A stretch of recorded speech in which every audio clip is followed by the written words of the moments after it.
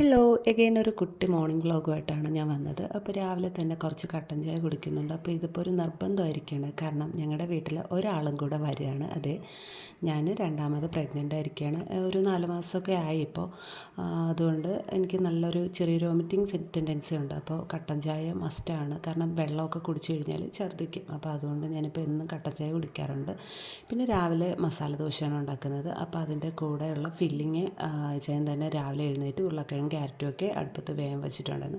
പിന്നെ പുറത്തടുപ്പ് തീ കത്തിച്ച് ചോറിനുള്ള വെള്ളമൊക്കെ വെച്ചിട്ടുണ്ട്. അപ്പോൾ ഞാൻ വെള്ളം തിളച്ച് അരിയൊക്കെ കഴുകി ഇടാമെന്ന് വെച്ചു. അപ്പോഴത്തേക്കും ഏകദേശം ഉരുളക്കിഴങ്ങും ക്യാരറ്റും ഒക്കെ നന്നായിട്ട് വെന്തുടഞ്ഞു കഴിഞ്ഞു.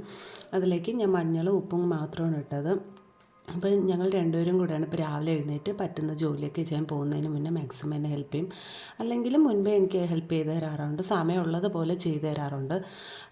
ചില ദിവസങ്ങളിലൊന്നും ഒന്നും ചെയ്ത് സഹായിക്കാനൊന്നും പറ്റാറില്ല. എങ്കിലും കുഴപ്പമില്ല, ഞാൻ തന്നെ മാനേജ് ചെയ്യും. ഇപ്പം എന്നെക്കൊണ്ട് ഒരുപാട് നല്ല ബുദ്ധിമുട്ടുണ്ട്, നല്ല ക്ഷീണമുണ്ട്. അതുകൊണ്ട് മാക്സിമം ആൾ ഹെൽപ്പ് ചെയ്യാറുണ്ട് രാവിലെ. പിന്നെ കോവയ്ക്കയും ഒരു ക്യാരറ്റും ഒക്കെ കൂടെ ഇട്ടിട്ട് ഒരു മെഴുക്ക് പോലെ ഉണ്ടാക്കാമെന്ന് വിചാരിച്ചു. പിന്നെ മസാല ദോശയ്ക്കുള്ള ഫില്ലിംഗ് ഒക്കെ ഇതുപോലെ മാവ് ഉപ്പിട്ട് റെഡിയാക്കി വെച്ചിട്ടുണ്ട്. ദോശയൊക്കെ ചുട്ടതിന് ശേഷം ഇതിൽ ഫില്ലിങ് ഇതുപോലെ ഞാൻ വെച്ച് കൊടുക്കുന്നുണ്ട്. അപ്പം മോൾക്ക് ഇതുപോലെ ഫില്ലിങ് അകത്ത് വെച്ച് കഴിഞ്ഞാൽ ഈ മുളകൊക്കെ ചേരുന്നതുകൊണ്ട് ആൾ കഴിക്കില്ല. അപ്പം ഞാൻ അവൾക്ക് സെപ്പറേറ്റ് എടുത്ത് വെക്കാറാണ് എന്നും പതിവ്.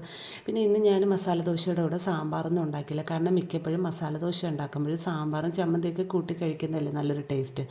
എന്നാൽ ഇവിടെ മിക്ക ദിവസവും ആർക്കും സാമ്പാർ അതിൻ്റെ കൂടെ എടുക്കില്ല. കാരണം ഞങ്ങൾ രണ്ടുപേരും മാത്രമേ ഉള്ളൂ. എങ്കിലും രണ്ടുപേരും അതിന് കാരണം ഈ ഫില്ലിങ്ങും ചമ്മന്തിയൊക്കെ ആകുമ്പോൾ തന്നെ നമ്മുടെ വയറ് നന്നായിട്ട് നിറയും.